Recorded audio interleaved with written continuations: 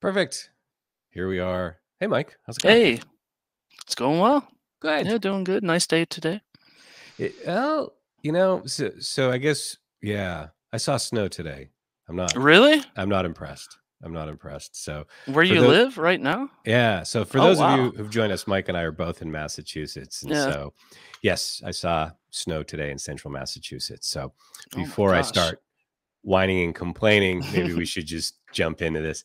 So yeah, everybody, thanks for joining Mike and me. So today what we're going to be talking about is DDoS protection as a service. So today's session specifically is building your DDPaaS. I can't get used to saying that, but I'm going to say it anyways. Hmm. Building your DDPaaS blueprint, team resources, and offer structuring. And so for those of you who aren't familiar, maybe you are, DDoS protection as a service. A lot of our service provider customers are interested in creating value add services. And so protecting their customers from DDoS attacks is one of them. And what we often hear is, hey, that's a great idea. How do I do it? So what Mike and I are going to get into, well, what Mike's going to get into, I'm asking the questions, Mike's giving the insight. But really, like, what are some of the things from almost a non-technical perspective, from a business Hmm. perspective, from a team perspective, from an offering perspective, based on what he's seen with our customers to give him some sort of guidance. So if you don't know Mike, so he's been in the SE space for over 8 years, right? He's been with us for what? You've been with Yep. Corero over 8 years. 8 years. Yep. Hmm. And then you've also been in our SOC, our Hmm. Security Operations Center. What did you do there? Yeah, so I was kind of one of the senior engineers doing network analysis, doing DDoS attack analysis, Okay. helping customers set up their systems, helping them, optimize or make any changes we need to. So Hmm. essentially, just watching customer networks, responding to incidents, doing analysis, that type of thing. Cool. All right. So Yeah. you've seen it from both sides then, the Hmm. actual application of it and the day to day. Yeah, exactly. So, and then also just to round out, because Mike's got a pretty long intro, so I'm just cherry picking the highlights. So you've been on the GAC advisory board since 2016, Hmm. 15 years of IT experience, including Mercer University and at Robins Air Force Base. Yep. So, okay. So good deal there. So yeah, this is the thing where I talk to people. I love doing these fireside chat things. And it's like, I look at the bios and I'm like, man, I should just be further along in life. But anyways, we're No, not you're here. good. we're not here to get into that.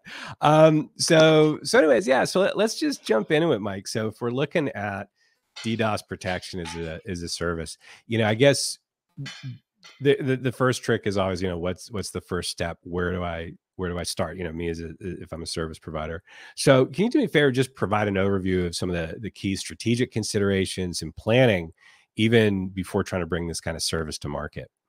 Yeah, definitely. So when you're starting to think about offering DDoS protection as a service to your customers and kind of doing like a resell of it, Hmm. a few things you need to consider, like what are going to be your target customers, right? So who do you have as your customer base, and who are you going to try to focus on when you go to offering this service? So that's going to be, like, are you going to be primarily offering to businesses? Are you going to be primarily offering to home users? Are you going to be primarily offering to, hosting providers, just kind of like small businesses like hospitals, schools, things of that nature? So that's kind of one of your first things you really need to figure out, because that'll kind of determine what your offering will look like, what your kind of sales and marketing will look like, right? So Hmm. kind of having that intended audience, essentially, right? Oh, sorry. Did I cut you off? Uh, well, I mean, a couple of other things. So you got to have a protection to resell, right? So you got to kind of decide, what type of DDoS protection do you have right now, or what kind of DDoS protection are you going to acquire?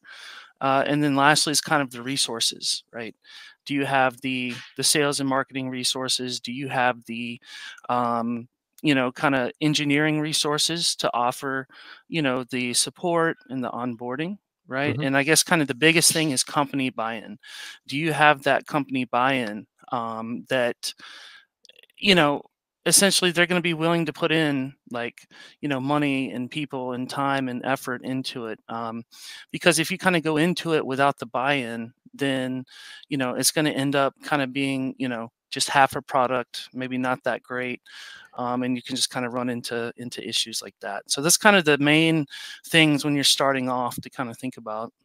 It makes sense, and I wonder. So there are a couple things I'd like to dig into Hmm. there, and you're just touching on the end, in terms of pitfalls. So it's okay. I want to go and do this. It's a great idea. What are also, do you see common mistakes? So you mentioned like company buy-in for Hmm. one. So are there pitfalls that you would recommend people look out for to avoid before going into this?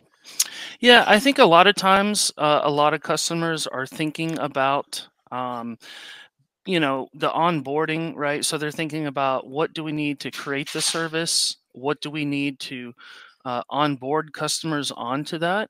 And then also, they're really thinking about kind of the initial steps, right? But they're not thinking about the ongoing kind of maintenance of that. So this is, when customers call up and have questions, why was this blocked? Why was this not blocked? Why, what type of service do I really need? Is this attack something that we're going to see? There's just a lot of questions that customers can ask. And if you don't have the DDoS knowledge to answer those types of questions, then you're going to kind of end up offering a service that's just, it's kind of like you're giving them a handoff service, and then you're not kind of maintaining it. Right. So you're going to end up with customers feeling like they just kind of bought something, and then they're just kind of left to their own devices. Right. So, Right. So one question I want to get into there, and I think I'm going to come back to that point. But we were talking about like the team and resources. So when you look at that, if you think of customers you've seen that have been successful, or you want to recommend to somebody, what and again, because we're dealing a lot of times with small teams, right? So it's not like they can just say, "Oh, this is our service support team," and whomever. It's mhm. everybody doing multiple things. So, in terms of optimizing the team and the resources, what do you recommend for, say, a base skill set or base roles to start offering that? Yeah, so a base skill set that you would need is some network analysis. So kind of the DDoS knowledge, to be able to answer customer questions, and kind of that ongoing engineering knowledge. So you can do training, right, from your DDoS vendor provider. Hmm. You can do some online research and education, right? So there's actually a government organization called Cybersecurity and Infrastructure Security Agency. So they put out documentation on DDoS knowledge, right? So how to do attack analysis, how to kind of know what's going on. They put out, for example, a paper on October 28th, 2022, right? Hmm. And so you're able to, you can just search for that.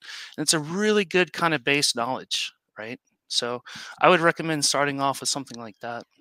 Yep. Okay, that makes sense.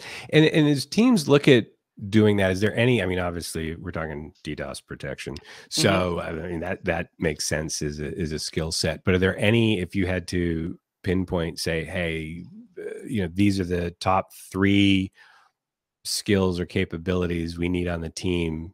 What would you say those were? So on your technical team, I would say, being able to kind of do uh, packet analysis, Hmm. right? So network packet analysis. Um, and then I would say kind of the ability to kind of know what network traffic typically would look like. Because I'm thinking about situations where a customer calls up and they're asking a question about what traffic was coming into my network. What was this DDoS attack, right? What was going on? And you don't necessarily have to have a dedicated resource to that, right? But you do need somebody who is trained in that and can kind of, take that on when it comes up, right? Because your customers, by and large, they may not be asking questions all the time, but they can get to it, right? They get to a point where they just need to know what's happening. So network analysis, what typical network traffic looks like, and then of course, I mean, customer support. those type of skills, just to kind of be able to listen to the customer, understand what kind of issues they're having, what type of goals that they have, what they're trying to achieve. So I'd say that's probably the top three kind of ongoing support things to think about. Sure. Well, you just mentioned something there because I was going to ask you about the financial side and Hmm. structuring the service. Um, but you just brought something up that I thought was important to get into is understanding what customers want. Hmm. What is it? And can you elaborate on that a little bit? Just why that's important, or is there something you typically see that our customers want? Yeah.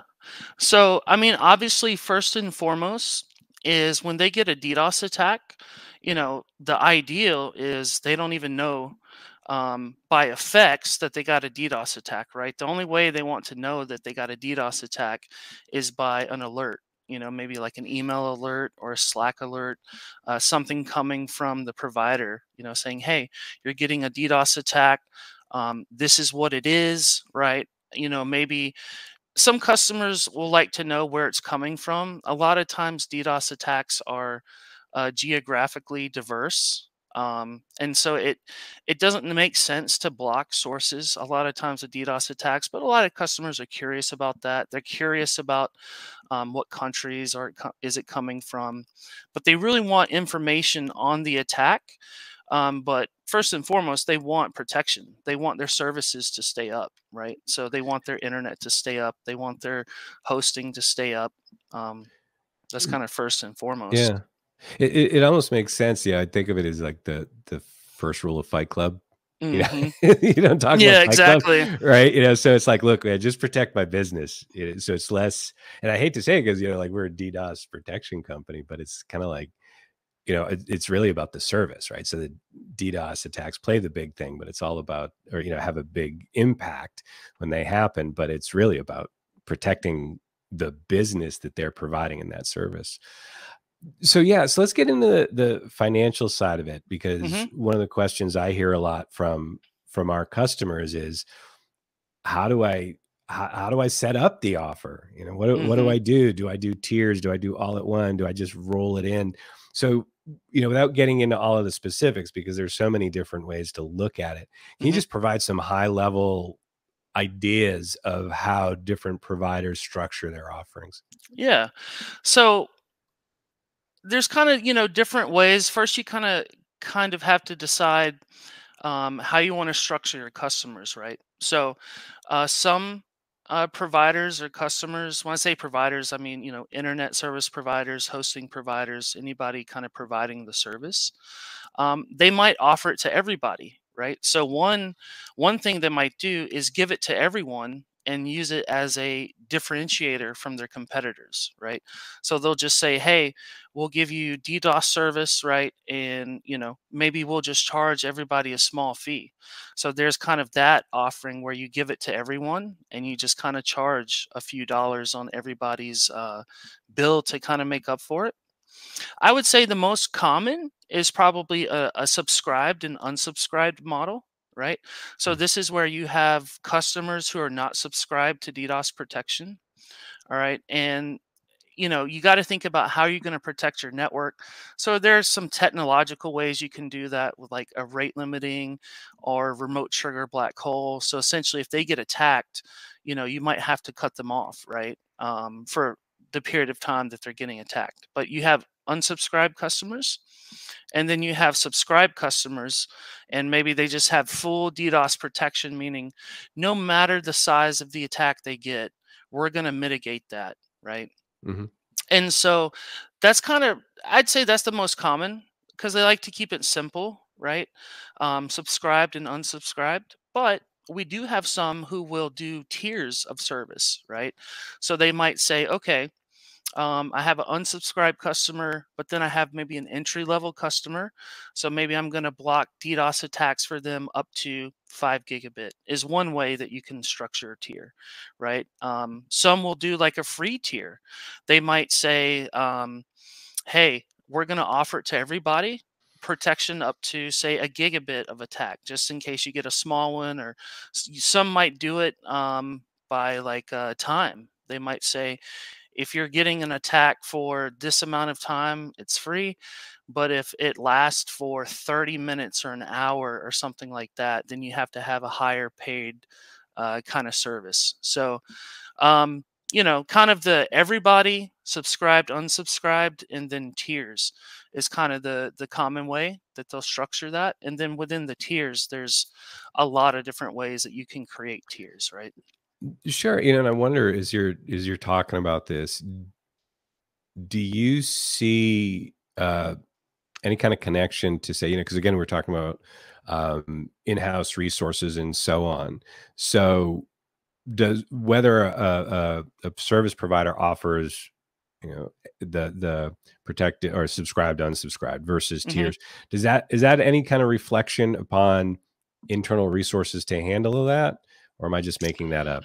Honestly, I haven't really thought about that Yeah, connection, but I think that that does make sense. Yeah. yeah, okay, Because if you have less resources and you have less, people and less time to dedicate to a service, then you need to keep it more simple, right? sure. Complexity adds time and resource requirements. So I would say that's true. And that's probably why, a lot of our, I don't want to say smaller providers, but providers who don't have hundreds upon hundreds of technical resources, right? They might just do like a subscribed, unsubscribed model, keep it simple. Yeah. And then we do have some larger customers who even have done some innovative things like do a trial, right? So they'll have a trial period for their customers, and they'll have a where they're getting full protection and they're getting reports and alerts on when they're getting attacked, that type of thing. And then after the trial period ends, then they'll have like a tiers that they can choose from. So I would say, yeah, I think resources is tied to how complex you make your offering. Okay. No, Yeah. that makes sense. Yeah. Like I said, it just kind of clicked for me as you were talking about that. hmm So now what I want to talk about is partnerships. We touched on it a little in the beginning, and I went on a little ramble when you stepped away about this, but I'd like to get your perspective. hmm So really, if again, if I want to offer this, how much should I expect, or what can I expect? See, hmm I'm trying to limit myself to 2 cups of coffee a day, and it's not working. It is not You need working. that third one, huh? I do, and so I I feel just you. I just need to give up and say, "Yeah, give me the 3rd cup." So I know what I'll do after this. Anyways, Okay. but for now, how much is a vendor? Because I know what we do, but I mean, really, what can a service provider expect from their vendor to help with them? Should they expect anything to hmm help them with this? Yeah, absolutely. So it kind of ties into kind of what teams and things you need to think about, right? But what we will offer for some of our customers, especially who are trying to do DDoS protection as a service, so and this is something you might just expect from your vendor in general, is help with sales, right? So sales training their sales team on how to talk about DDoS, how to ask questions on what type of issues or goals might the customer have. So sales training is something you might get from a partner, a DDoS vendor. Marketing materials is something that can be very helpful as well. So, I mean, this can be videos, this can be kind of like paperwork, emails, kind of examples of ways to reach out to your customers. I know we've done webinars with customers before. We've done videos showing how to use the website and the system, customer branded, right?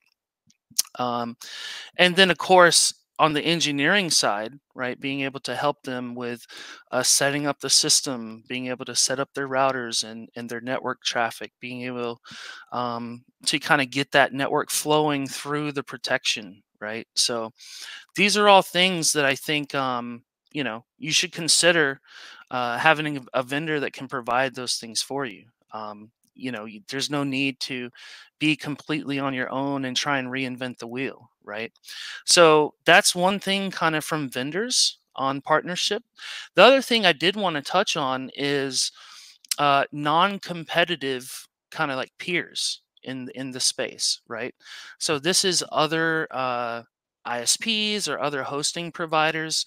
We go to a lot of conferences, kind of like service provider conferences, hosting conferences, and this is where I really like the atmosphere. They will share information and they will share what's working for them, what's not working for them, right? There's really just that kind of atmosphere, and there's plenty of space, there's plenty of network to go around. There's often you know like service providers you can talk with that are not like in the same area as you, right?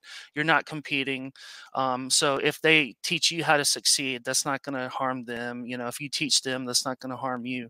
So speaking with your peers and seeing what has worked for them, I think is really big, especially at some of these kind of conferences where they all get together. I've seen a lot of positive effect there. No, that's great. And actually, you just gave me an idea. That's why I was looking around for a pen. Uh-huh. Yeah. So, you just No, always with the marketing ideas. I love it. It's kind of my job. Uh-huh. But that's a good point, and it's interesting. So in my time here, which actually has only been 7 months, feels like a lot I know, it longer. feels like longer. You've done so much. It feels like Thank you. you've been here for 2 years. Thank you. Yeah. It does. I feel 2 years older for sure. I I know, mean, I'm right? only 28 and look at me. I mean, it's come on. No, I was gonna say, but that's one thing that struck me about coming here too, if I can give a shameless plug for us. Mhm, Because I am working with customers marketing departments mhm, in how we can support them, because they do see this as a differentiator for them. But they're a small team. I was just talking to a customer yesterday, and she is the marketing department. right. And so being able to provide some content that she can then customize to get her going.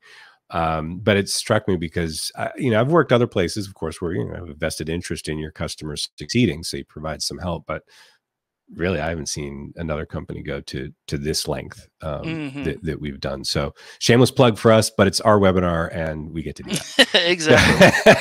that. So, all right. So we got 5 minutes left. What are your top 3 pieces of advice? I know we covered a few things, quite a few things here, but if you had to just pick out the top 3 bits Mhm. of advice for people to take away, what would those be? Yeah, I would say to make a plan and to get company-wide buy-in, right? So that's kind of the first step, because it might take some sales time, having your sales team get into a meeting, right? Or even have a couple of meetings where they're getting trained on how to talk with customers about DDoS and how to speak about the service and speak about the benefits of it. It might take some marketing time. These are all things that when you're choosing to create a service and create a product, it's like economics, opportunity cost. You're choosing not to spend that time on something else, right? And so you need to be aligned on the fact that this is something that we want to do, and we're going to dedicate time, people, and money to it, right? So customers that have done that, I've seen be wildly successful, right? But sometimes you'll see, as is the case with companies, sometimes internal political struggles, right? And then it just kind of things just always kind of end up having like 80% of the steam instead of like 100% power. You know what I mean? So I would say that's really big. Knowing your target audience and how you're going to sell to them. So in general, what I've seen is typical at our customers and has been the most successful is businesses, right, who will typically pay for this service. So schools, hospitals, law offices, government, utility companies, essentially businesses that it's very important that they stay up, that their internet stays up, that their services stay up, but maybe they're not so large that it would make sense for them to purchase their own full DDoS solution, right? Like from a DDoS vendor, right? And so they're going to go to their service provider, or they're going to go to their hosting provider to get these services. You kind of want to, think about those customers who you're going to go to, and kind of have an idea of how you're going to target to them. What kind of language are you going to use? What type of scenarios might you talk about, for this type of customer, like a school or for a hospital, right? Just to kind of help them see the need for DDoS protection. So I would say knowing the target audience, right? And then the final one I would say is having a plan for ongoing kind of maintenance and support of the system and support of your customer base, right? So, for your support engineers, are you going to kind of have like a SOC, right? Are you going to run drills, right? Are you going to do attack analysis? Are you going to kind of practice incident response, right? And it's okay if you don't have that. Um, but if you're going to offer like a high level of service to your customers, you need to be able to handle questions and incidents. So, of course, you could always get like a managed service, right? So, get a vendor that will offer to do that for you, right? So that essentially they become your SOC, so you don't have to have the people, right? Because you're going to spend resources on that, right? It's either going to be internal resources or resources to get like a managed service from a vendor. Either way, you have to invest in training, time, money into that, and so just kind of decide where you want to go with that, right? Yep. No, that's perfect. So thank you. Excuse me, we're right at the end. We Hmm. did get a couple questions in, but we've actually talked about these. So Okay. the pitfalls, we actually ended up covering these during the time. So this was a very thorough. Thank you. Yeah. Awesome. So no, Mike, thanks. Thank you for everybody who's joined us.